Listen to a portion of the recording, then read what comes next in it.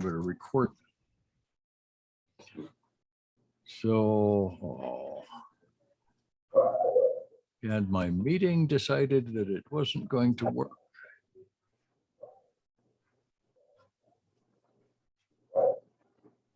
All right, there. Sorry about this.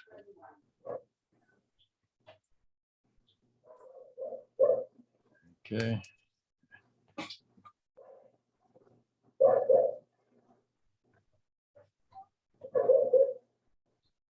And then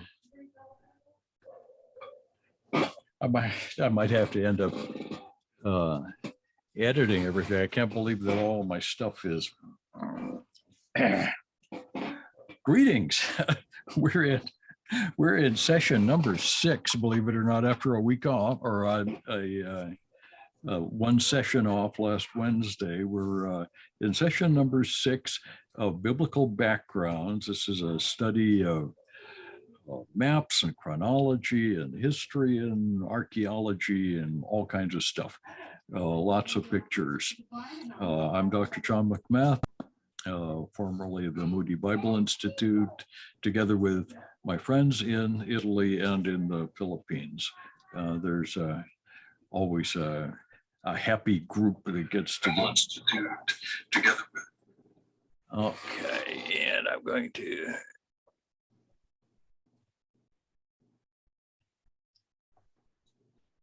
kill that. Okay, let's share the screen and we'll get right into. There we go. Let's see if it's happening.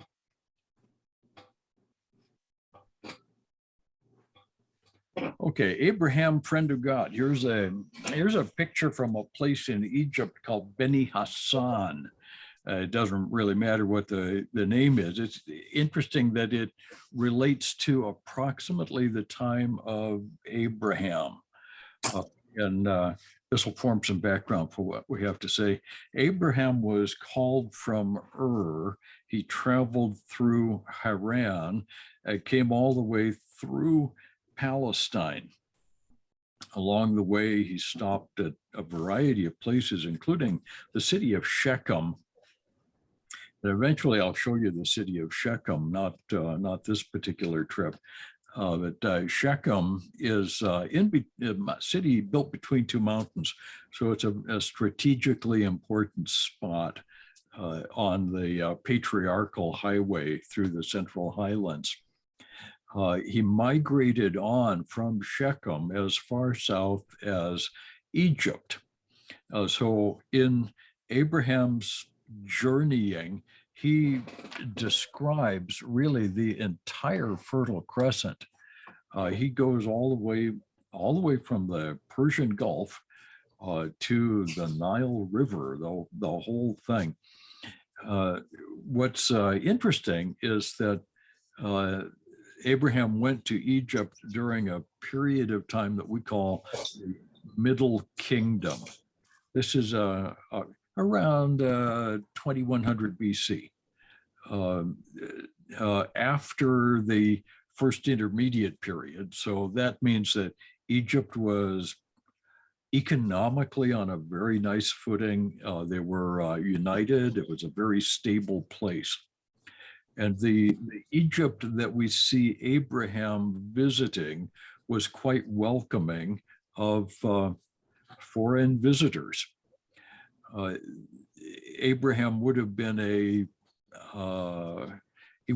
Semitic visitor. Semitic is different from Egyptian. The Egyptians were a very fastidious people. They shaved all their hair off their whole bodies. They would never eat with people who had beards or hair on their heads. There was a lot of difference between Egyptians and Semites. And yet, Abraham was welcomed in Egypt. So this is a period of time that is stable in Egypt and is also prior to what we call the second intermediate period, when the Hyxos came in. The Hyxos were also Semitic peoples, but they were warlords. And during the Hyxos people, Abraham would probably not have been welcome. So this is a unique period of history. The patriarchal period in general happens during the Middle Kingdom of Egypt. And as we get down to Joseph, we're going to see how important that really is because of the kind of background that we find. So here's Abraham, and he's welcome in Egypt, just like these folks on the Beni Hassan tomb paintings. These people have brought their families, their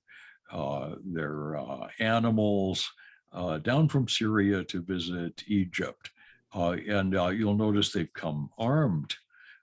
They're ready for any eventuality on the road, and they're still welcome in Egypt. It's nice. In the next shot, I'm going to take you back to Israel. This is the northern part of Israel. And just a note about Abraham and his nephew Lot. Abraham and Lot parted company over the problem of their growing herds. They had sheep and goats and camels and who knows what. As it was getting so there wasn't enough pasture and enough water. So their herdsmen were fighting. And the Bible tells us that they eventually parted company. And Abraham stayed in the hill country of Judah, while Lot headed for the plains of the Jordan River. And in those days, there was a fertile plain in the Jordan. And there were 5 relatively large cities, including Sodom, Gomorrah, Zeboim, Zoar, the 5 cities of the plain. From at the time that Abraham and Lot lived here, the cities of the plain, the 5 cities, were prosperous. And this was a green, pretty place. We know today that, in fact, this is true. The Bible is always accurate, but sometimes we don't have the illustrations for it. From the excavations at a place called Ebla in Syria, we know that there were 5 important cities in the southern Jordan Valley. The Sodom and Gomorrah and Zeboim were specifically mentioned in the cuneiform tablets that we found at Ebla.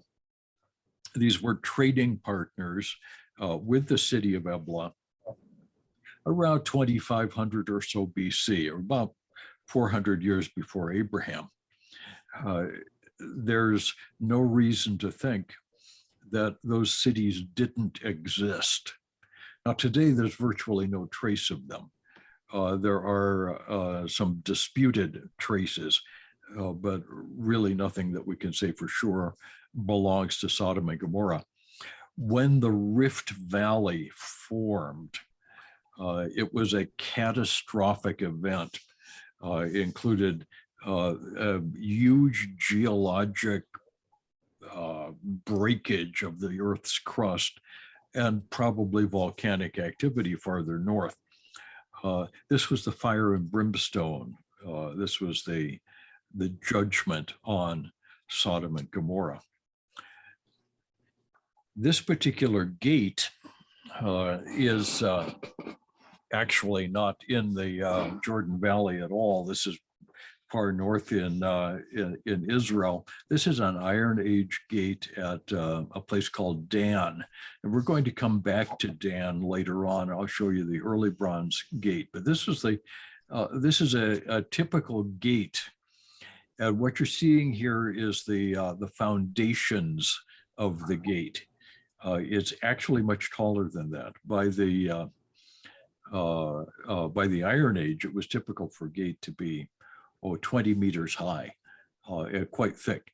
And you'll notice that the main road comes right through. Let's see if I can get a pointer options. Let's see if I can get myself a laser pointer here. Okay, there. Can we see the, all right, there we go. Is that visible? Yeah, a little bit. All I'm getting is, there it is.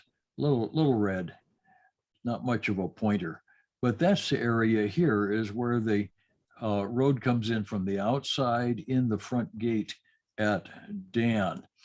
Originally, this gate had 4 chambers. And when somebody would attack a city, the chambers were used as defensive positions to fight back if they ever broke through the wooden and iron gate itself. Most of the time, those chambers were not in use because most cities weren't at war most of the time. In Lot's story, we find Lot at, let's see here if I can get my participants here. I just love it. Okay. All right, can't do that. Okay, Lot was in the gate at Dan. It means he had an actual place.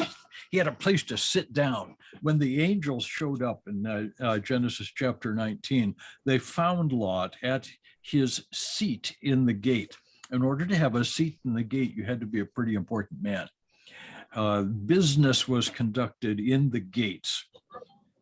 This was the in an ancient Near Eastern city, the gateway and the area just outside and the area just inside was the central business district of the city. And to have a place in the gate meant you were protected from the wind and rain, and you could speak quietly with business associates. So people with a lot of money and a lot of importance in the city had a seat in the gate. Lot had compromised himself so much that he was a very wealthy man in this extraordinarily evil city of Sodom. So very similar kind of a place, very different place from Dan, but very similar in a lot of ways. Okay, let me go on. And here I'm going to have to control the pointer again. All right. God made a covenant with Abraham. And this is in Genesis chapter 12. And it's an interesting thing to study because what we have there is, oh my goodness, why can't I find my cursor? You know, sometimes I wonder. Okay. Abraham made a covenant or a contract with Abraham. And that Abrahamic covenant of Genesis 12 is repeated in chapters 13 and 15 and 17. It's repeated to Isaac. It's repeated to Jacob. It forms the foundation of God's Old Testament promises to the people of Israel, on which are based the New Testament promises to the church. We can't overemphasize the importance of the contract. This covenant helps us to form a framework for understanding biblical prophecy. It's basic. The core of the promise to Abraham is the promise of a child. Abraham, you and Sarah are going to have a son.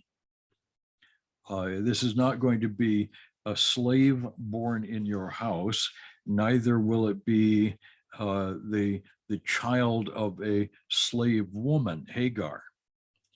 But you and Sarah will have the child. Now, the story is a little odd in some ways, because we would think, well, why would a servant in the household be the heir? Or how could you take a slave woman and have a child with her, and that child be the heir? We find support for those sorts of practices in the ancient Near East. It's fascinating. We've found around 100 years ago a place called Nuzi and another place called Mari in the Mesopotamian Valley. The French excavated these places first under the the first people to really get there were under Napoleon, but later on, the French had the mandate for Mesopotamia between World Wars I and II. And a lot of excavation in those places was done by the French. The French excavated Nuzi and Mari. And among other things they found there, the most important things that were found there were literally hundreds of thousands of cuneiform tablets. Most of these, the vast majority, are legal documents of one sort or another. Just the sort of thing that most of us find really, really boring. Contracts, for example. We found a contract there for the rental of camels, actually several contracts. It's like there was a Hertz rent-a-camel outfit there in Mari. And they were renting camels to drivers who needed 100 camels to go on a journey to wherever they were going, and they would bring the camels back in 2 years' time and such an amount. It helps us to understand that around 2000 BC, when these contracts were made, the camels had been domesticated and were in use. The critics for years have told us that the Bible is obviously stupid because everybody knows that the Arabs domesticated camels after the time of Muhammad. They're wrong. The camels have been domesticated for thousands of years, and they go way back to the time of Abraham, at least. But other things we discover, lots of contracts about economic arrangements, inheritance, lots of rules about the marriage relationship. We learn a tremendous amount about the culture and the day-to-day life of the time of the patriarchs from these tablets. Among other things, we learned that if a man dies without an heir, a slave born within his house will inherit, not his wife, interestingly enough, but a slave born within the house. And there is another set of laws that explain how a man can take a concubine, a slave woman, and have a child by her, and that child can be the heir. These are things that are foreign to us, but were actually practiced by the pagans at Mari and Nuzi. Abraham would have known all of these things, and it would have been common law during his time. So, huge amount that we find there. When Abram's wife Sarah died, we find Abraham making a deal with a Hittite Ephron the Hittite at Hebron. Hebron is about 30 kilometers south of Jerusalem on the Central Hill Country route. It's on the way to Beersheba, but still up in the hills. There's a cave in the field that we call the Cave of Macpilla, and that this great big monument was built over the top of that cave. This is called the Cave of the Patriarchs monument in Hebron. The monument itself was built by none other than Herod the Great. He built it over the top of the traditional location of the tomb of the patriarchs. Now, the first to be buried here was Sarah. These are the two tombs inside, and these are actually cenotaphs. The interior of this thing is a mosque. I'll show you this other picture. Those two minarets designate this today as a mosque. When the Israelis came back into the land, when they won the 1967 war, they gained the right to use a portion of this building as a synagogue, but it's still a very, very tense interaction between the Jews and the Muslims in Hebron. It's a very dangerous place, and Christians don't visit Hebron very often. They have to go with military escorts. It's not a nice place. But inside, we see these cenotaphs, and the one on the left is the tomb of Sarah. The one on the right is the tomb of Abraham. There are 7 tombs inside the mosque. In the basement of the mosque is the actual ancient cave itself. And there we will find the ancient stone tombs of the patriarchs themselves. Back in 1967, during the war, the only photographs of the interior of that tomb were taken by a young female Israeli army clerk. She was actually, I think she was a corporal or some low rank in the Israel army. And she was also the chief photographer for an Israeli general named Yigal Yadin. Yigal Yadin was an archaeologist, and he drove his half-track right up these steps with artillery still coming through. And he got out and he realized what he was looking at, went into the mosque, found the opening into the cave, and made a call on the tactical radio back to Tel Aviv to have his clerk, this young woman, bring her camera equipment and hurry back. He picked her because she was the only one he knew who was small enough to fit through the hole down into the cave. She went down into the cave with her camera, set up lights, and took the only photographs that have ever been taken there. I haven't yet found those on the internet. I know they're out there because I've saw them in a book in Israel, but not here. Her descent into the cave is the only contact that any modern people have had with the Cave of the Patriarchs, but it is the right place.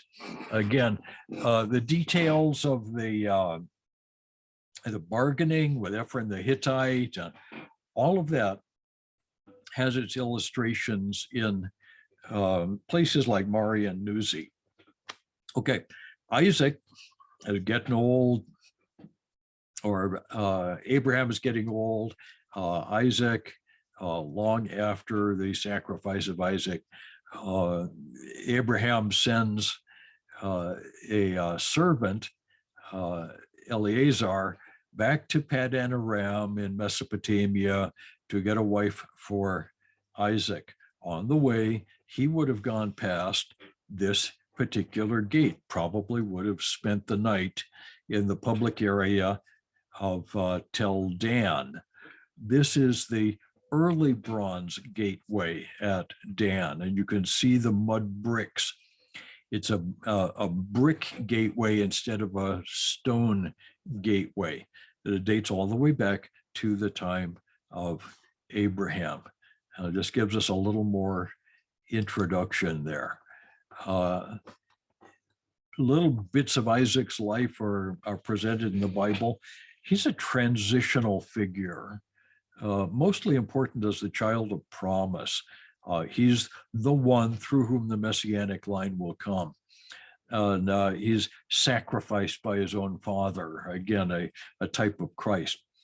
Along the way, Isaac spent a good deal of time at Beersheba. He was in Beersheba when Rebecca came by. So this is the modern city of Beersheba. These are, of course, camels in the foreground, but there in the background is the modern city of Beersheba. We actually have found the ancient city of Beersheba. This photograph shows the ancient wall at Beersheba. This is actually more from the late Bronze Age. The well, however, is very, very ancient. This lower left-hand corner with an iron grating over the top is the ancient well at Beersheba, and that was there in Abraham's time. He would have seen that. Isaac probably got water from the well of Beersheba. Okay, the blessing of Jacob. Interesting stuff. There's a whole lot we don't know about the blessings that we see in these stories about the patriarchs. Obviously, they were passing along something of great importance. The birthright was passed along. Early in the story, we see Jacob and Esau interacting. Jacob comes in from hunting, very, very tired and hungry. Jacob has just produced a bowl of red stuff, a red stew of some sort. I like to call that a bowl of chili. There's an awful lot that we know about things like the inheritance and the patriarchal blessings from Mari and Nuzi. But I've always wondered what kind of a bowl Jacob served his bowl of chili in. So I'd like to propose that he had a Cypriot milk bowl. This is, I'm joking, of course, but this vessel is found in a museum in Israel. This is one of several that we have that are the genuine thing. These imported pieces of China were the treasures in a big house. And a bowl like this would be used for serving food, perhaps for eating a big bowl of soup or stew or chili, for that matter. So that's what that's for. Okay, let's go on. Jacob is off seeking a wife. The whole Jacob and Laban story is full of imagery, lots of irony. The details of Jacob's time in Padan Aram with his uncle Laban is just a great story. And archaeology is beginning to provide a huge background for the story. We know an awful lot today about the shepherds of the ancient world. This is a shepherd and his flock of sheep and goats. in a field not too far from Arad in the Negev wilderness of southern Israel. And it doesn't look like there'd be much food there, but you'll notice those sheep are happily eating. The goats maybe are not quite so happy, but they'll find something to eat there. It's amazing. The shepherd's job is to keep track of the flock as they go by. The shepherds, the marriage contracts, the wedding feast in Padan Aram, all these things have their counterparts. And we find lots of stories in the contemporary literature, mostly in cuneiform, to let us know that what we see there in the Bible is exactly the way it would have happened. The household gods that Rachel stole have lots of counterparts in the records. I could show you a lot of little metal gods. The little metal gods were often made of brass or silver or gold, and they often would represent the wealth of the family. There were no banks in the ancient world. And so if you made more money in a year than you spent for food, you would need to convert it to something useful. So an idol made of silver would represent a year's profit, for example, and saved up, those would provide security for the years to come. It doesn't take much to visualize people worshiping those idols. Okay, we see Jacob coming back from Padan Aram for a meeting with Esau, and maybe he had a scribe to help him there. We know that this was a fearful time for Jacob. His servants would have gone first. We see a pair of envoys from a king here on the left. And Jacob's servants would have probably looked very much like that. In their long robes and their long hair and their beards, they would have gone on.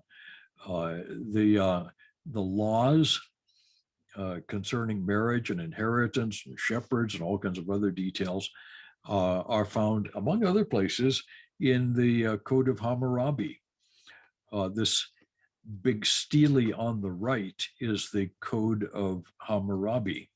And that's all written in cuneiform.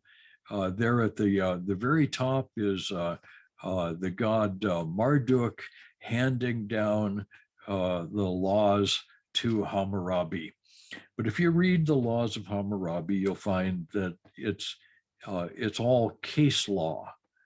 It's a set of not quite, but almost totally random quotations of case law.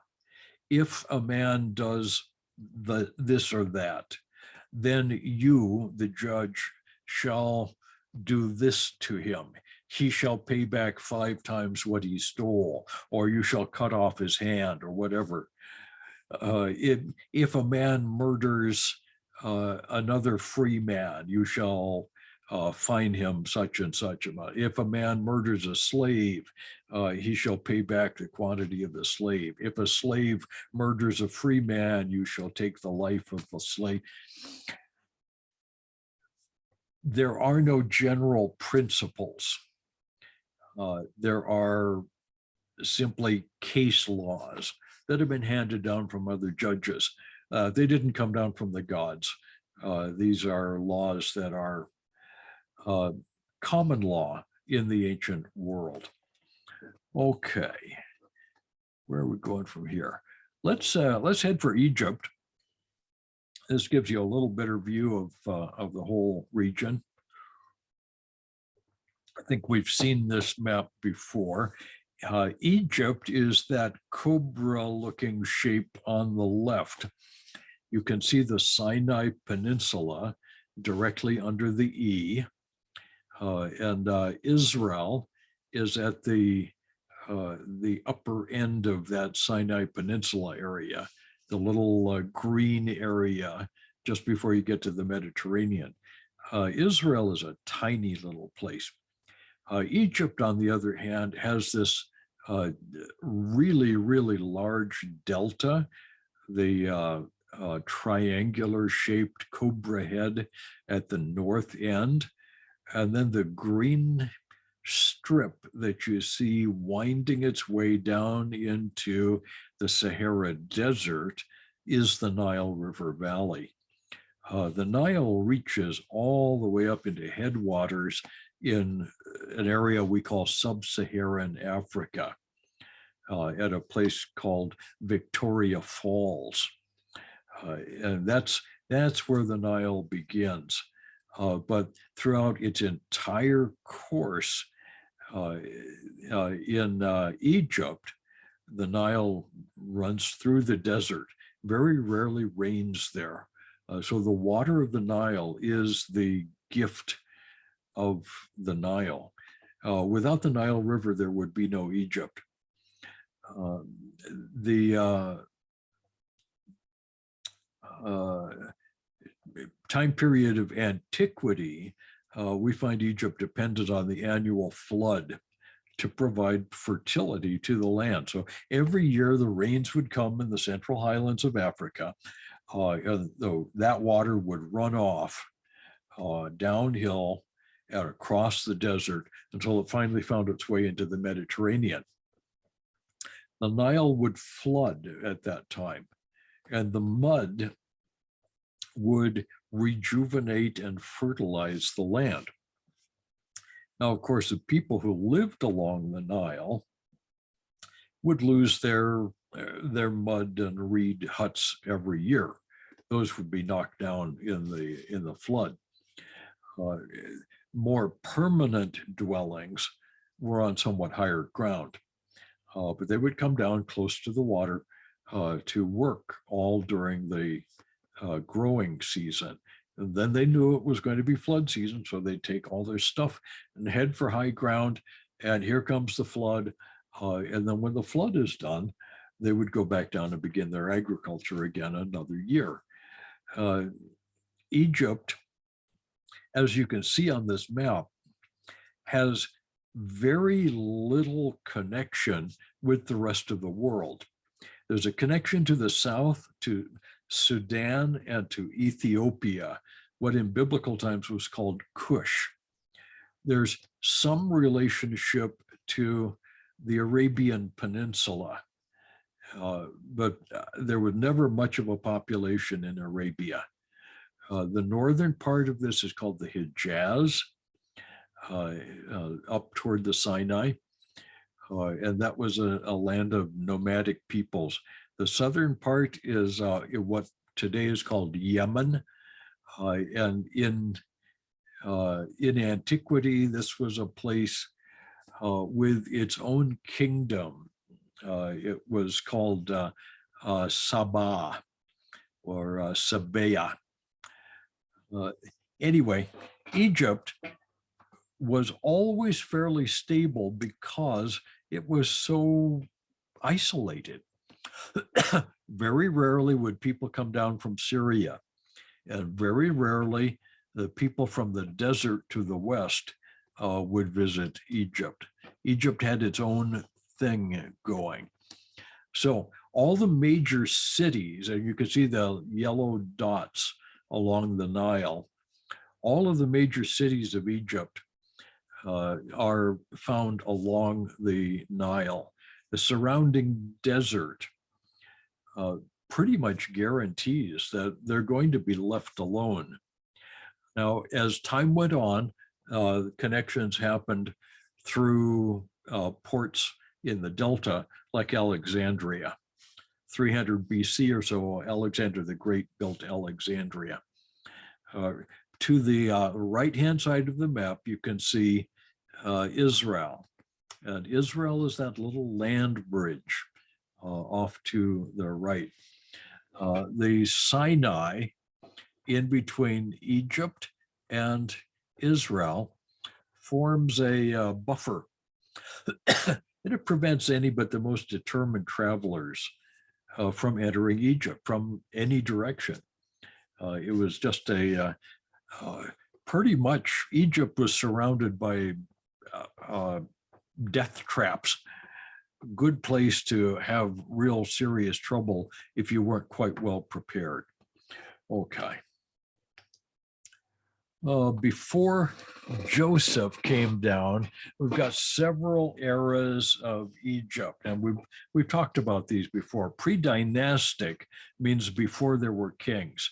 So before 3000 BC, anyway, the archaeologists think they can find artifacts that are good back to 8000 BC in Egypt. I dispute those dates, but it isn't really all that important. We do find that from the Neolithic, the New Stone Age, by 8 or 7000 BC, there is an Egyptian culture, and people were being buried with food offerings, personal possessions, magic stuff. During the Gurzian period of Egypt prior to 3000 BC, we find small-scale irrigation projects. There seems to be a problem with irrigation. As irrigation networks were set up, farmers began to quarrel with one another about who got how much water and when. That led to the first real civilization in Egypt, as it did in Mesopotamia and in the Indus Valley, for exactly the same reasons. Government was created at the beginning of civilization in order to keep the peace among quarreling interests. So if everybody thought they had the rights to fish in the same patch of water, it could get overcrowded and overfished. So the government will make regulations. That's universal. We find that everywhere in this region. And it also led to the invention of writing. Some government clerk had to write down that Farmer Jones gets the water from the ditch on Wednesday mornings. And Farmer Smith gets the water on Thursday mornings, as somebody needed to keep track of that. And that was the very earliest writing that we have in Mesopotamia, in Egypt, and in the Indus Valley, all have to do with water rights, irrigation. So, dynastic Egypt, the very first kings date to around 3100 BC. The first king of Egypt in the Manetho list is a character by the name of Narmer. This is one of the oldest artifacts that we have from Egypt that we can identify with a specific character.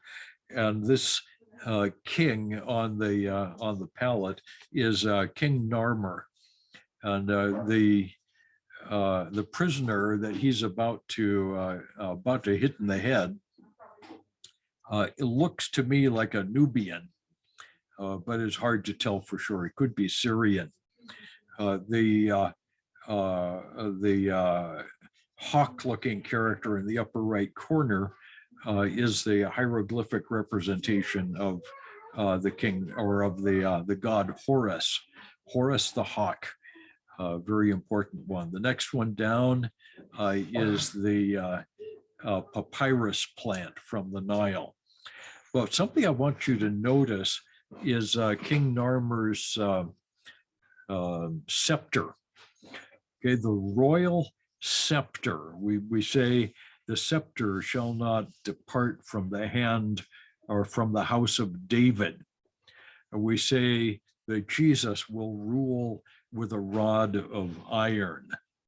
The tradition goes all the way back. The central characteristic of an effective human government is the right and obligation of using the death penalty. The king has the right to put prisoners to death. Now, whether he's right or wrong to do that is another issue altogether. And that's where all kinds of ethics and laws and the rest of it come down. But the fundamental core power of government is the death penalty. Governments have the right, have the obligation to do a ministry of justice on evildoers. They also have the obligation of maintaining order in the larger community of nations. And that's where the making of war comes into play. We've been watching in some fascination and horror as the war in Ukraine is happening over this last week. That, by the way, is a really terrible thing. That's a very bad thing. The Ukrainian people and the Russian people are both really nice people. I've met quite a lot of them. I've had them as my students, and they deserve better governments than they have. Both Ukraine and Russia are very corrupt places. And the war is an unjust war. The Russians should not have tried to take the Ukraine. That's just theft. It's a really, really bad thing. Any way you write it, there should have been a peaceful resolution, but it isn't happening. Countries have the obligation to prepare for war, to protect themselves, or to support their vital interest. And this is the oldest image that we have of a government official, and his central power is capital punishment. He can do people to death, and that's his privilege. Now, we also see during this time that kings were considered gods. And that's going to go all the way along through the whole Egyptian period. The Old Kingdom, the first part of Egypt, dates to 2700 to 2200 BC. These pyramids at Giza, near modern Cairo, were built during the Old Kingdom. The pyramids were among the oldest.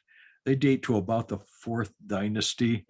The big one in the middle is the pyramid of Kiops, or Khufu, and it's 450 feet, 150 meters high. It's a great big pile of stone. The laborers who built the pyramids, we know today from archaeology, were mostly professionals. These were people who really knew how to cut stones. They knew how to move stones. They weren't slaves for the most part.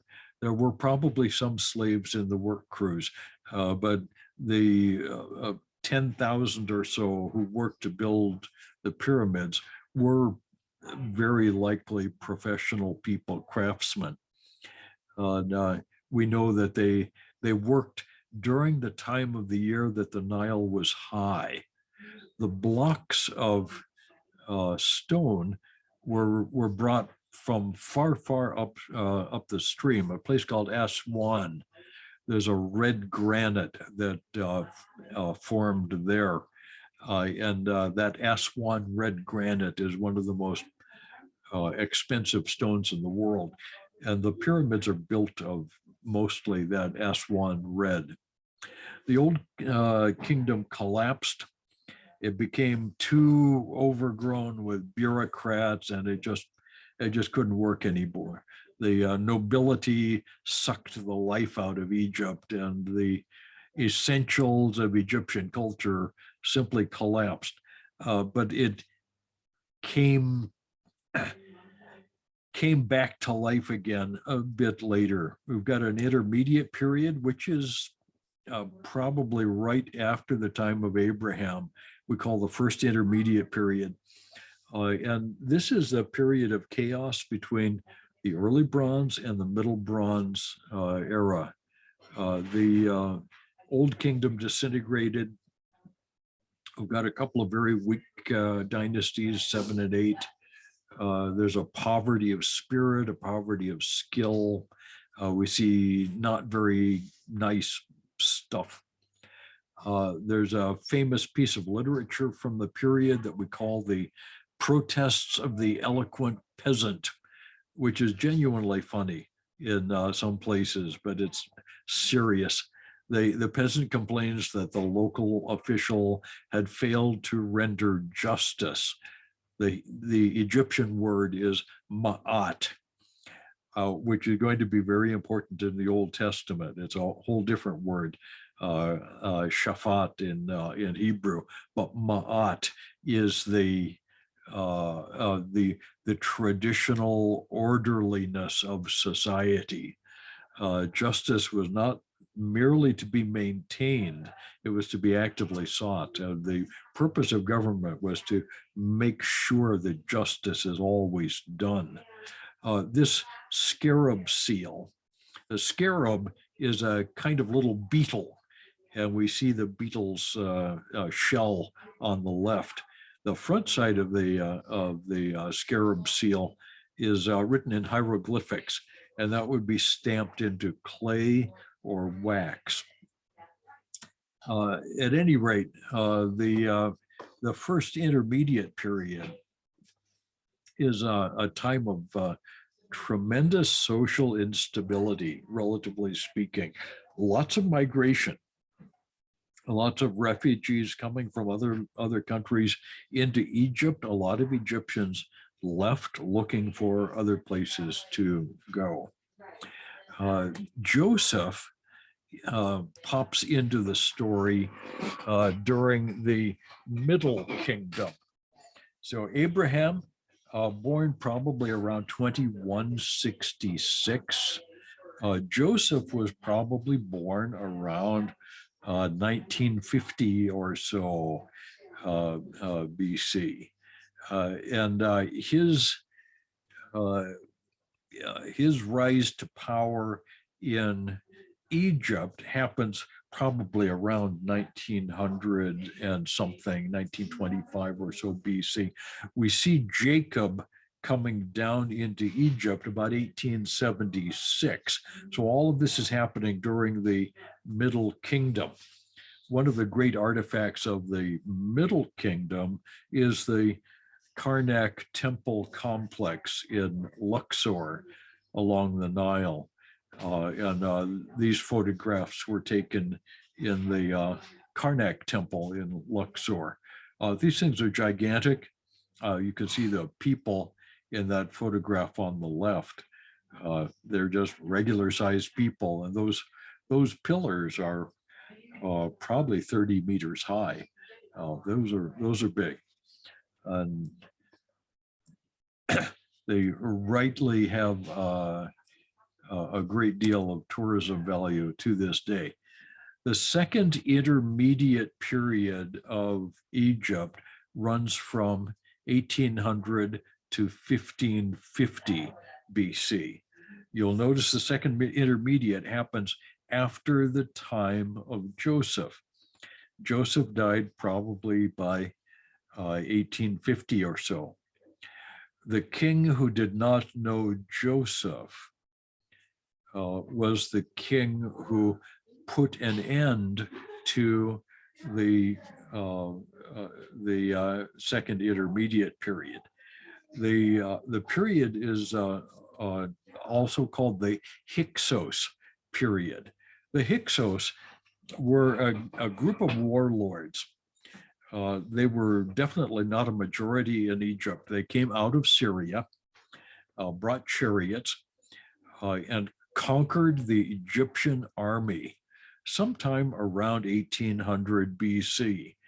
And there are three dynasties of Egypt, three or four dynasties, 13, 14, 15, 16, five dynasties. The 13th through the 17th dynasties are Hyxos dynasties, quite a variety of kings. These were generally hated by the Egyptian common people because of their cruelty. This is a picture of a Hyxos king putting Egyptians to death. Not a very pretty picture. And it's that time. The king who rose up in 1550 BC is Ahmose the First. And he began the great and long-lasting 18th dynasty. Ahmose is probably the king who did not remember Joseph. Joseph had been, by this time, 300 years prior to Ahmose. The Exodus will happen during the 18th dynasty, so long after the Hyxos were gone. We've got a whole period here from Joseph to the Exodus that lasts roughly 430 years and is one of the more important dating references in the Old Testament. So when we get together again on let's see, what is today? Monday. We'll get together again on Wednesday, and we'll start a look at Joseph and Moses in their time in Egypt. Now, there's a bunch that we learn about Joseph and then about Moses in Egypt. But we'll start out up in the Dothan Valley. But this is the slide we'll start with on Wednesday. So let's lots of pictures. Now we can take a look and see how the ducks are doing. Yeah, they're still out there. Okay, everybody. Love y'all. I can hardly wait until I can go back to the Philippines and back to Italy. And we'll see you when we can. And in the meantime, we'll get together again on Wednesday and continue this show. I'll be sending some more maps. Looking forward to Wednesday. Okay, bye-bye, everybody. Love you all. Thank you, Dr. John. Thank you, Dr. Thank you, Dr. John. John.